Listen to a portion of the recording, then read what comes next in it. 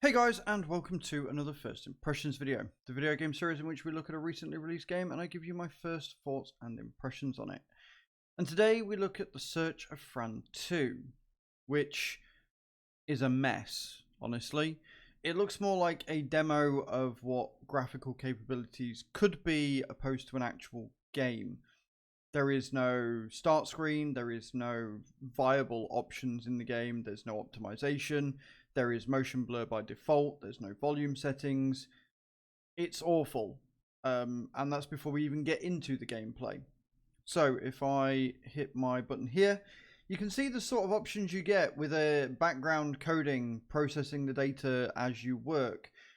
It starts on your controller settings, which are non-key bindable. You can change the feedback, vertical axis, etc. You have the City Explorer running, whatever the hell that means.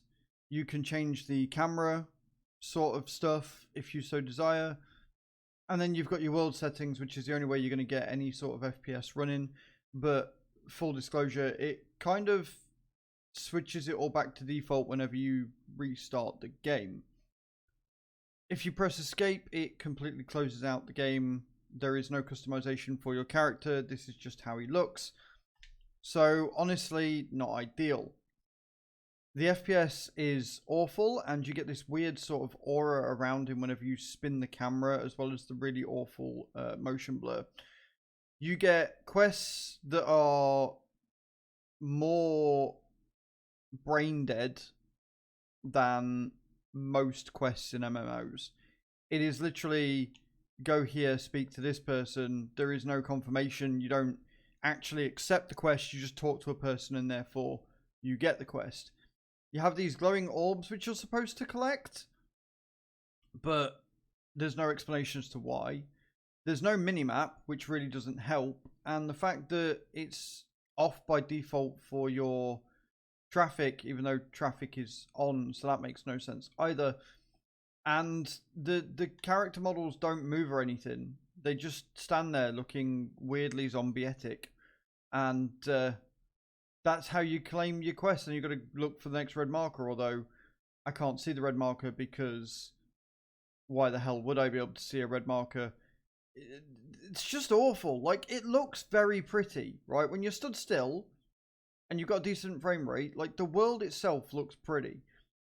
But it's like they just didn't know what they wanted the game to be, and they just kind of made the world for you to look around. Right? You've got all these nice textures and stuff. It's a graphics demo. It's not a game. It's a graphics demo. But a bad one, because it's not well optimized. And if you don't have all your graphics drivers up to date, it won't work either. Like, at all. I didn't realize that my graphics drivers weren't up to date, but apparently thanks to the game, they are now. So that's something good to come of it. As you can see, my system's struggling, and my system should not be struggling. So there is a lot of work that needs to be done with this. Also, can we just sort of really quick discuss how my hips move? They're kind of freaky and hypnotic.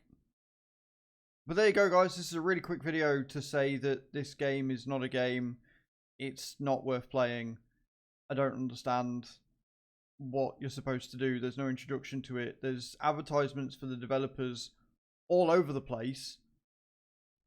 They need to optimize this. If they optimized it and give you a start menu with some actual options for optimization, you know, graphics options, accessibility options, volume control, some credits, some language settings, etc. If they actually did all of that, that would be amazing and make the game probably worth having a go, at least for an exclamation simulator. But as it is, it's just awful, and it makes no sense. And I'm confused, and I'm sick of these lag spikes. So yeah, I'm going to go. This has been The Search for Fran 2. A game, not game, where the character model stands weirdly. Thank you very much for watching, guys. I shall see you all next time. Ciao, ciao.